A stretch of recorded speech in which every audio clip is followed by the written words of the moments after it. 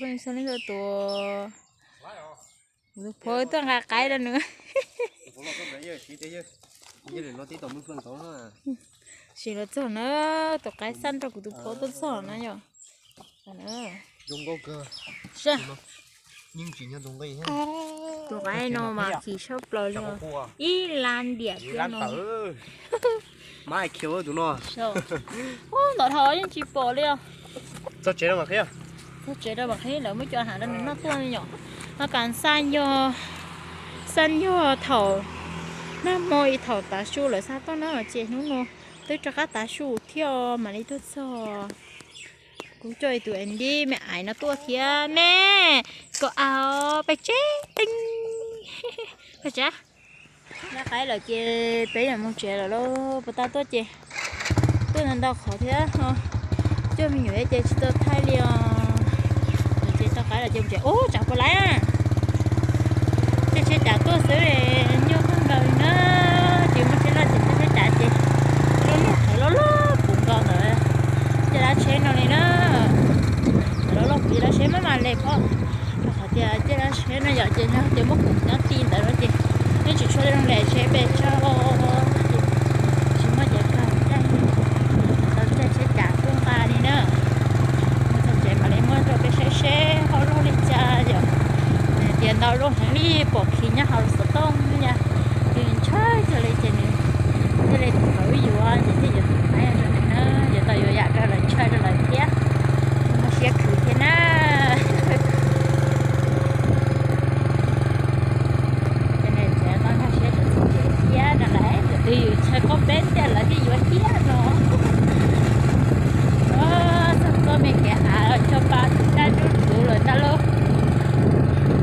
nó chơi sao mấy đứa chơi đi tới nào giờ tìm một cái đứa chơi lo chơi và để đã đủ một cái sẽ là ở vô đi chơi chả kia là luôn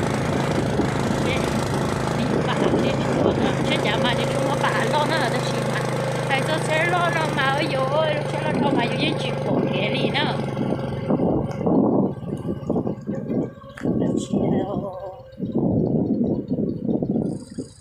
chỉ chơi chả kia nó chỉ chơi trả tiền cho ba thì số lô này nhở, nó kể về chơi chơi nó sẽ chia, chỉ cho cái loại trả sẽ chơi chơi nó có lệ ba thế nhở, chơi đó, mà chơi không chơi đi bao nhiêu chơi thâu đi tàu liền, ô tàu thợ lót thế này, chỉ thâu mẹ ăn nhé, thâu ăn tiêu có bao nhiêu thợ mà nó mẹ ăn.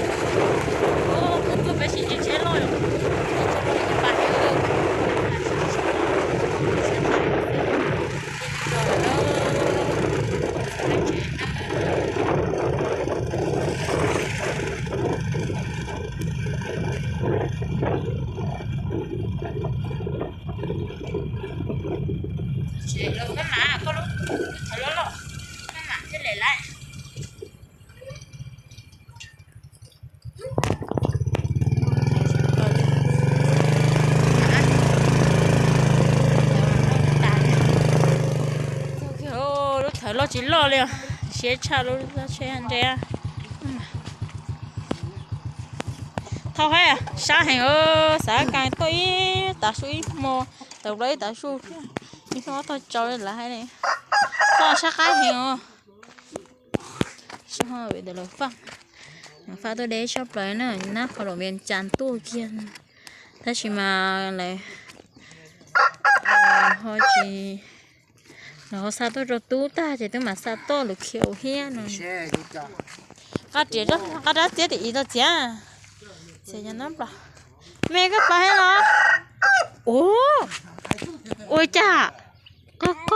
nè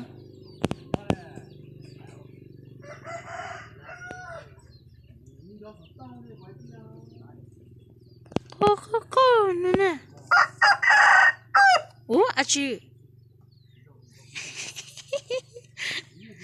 à chị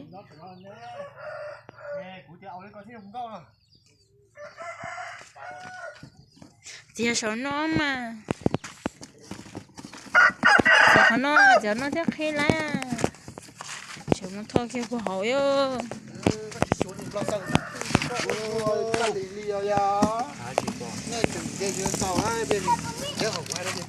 đúng rồi hả nó một cả chân yo nhiều cụ có bàn thiệt tiệt ủa cái chân phải đấu tay lờ ô này sao nhà cái mè luôn có một cho cô hỏi kia chế ta liền mẹ cái sao có qua mẹ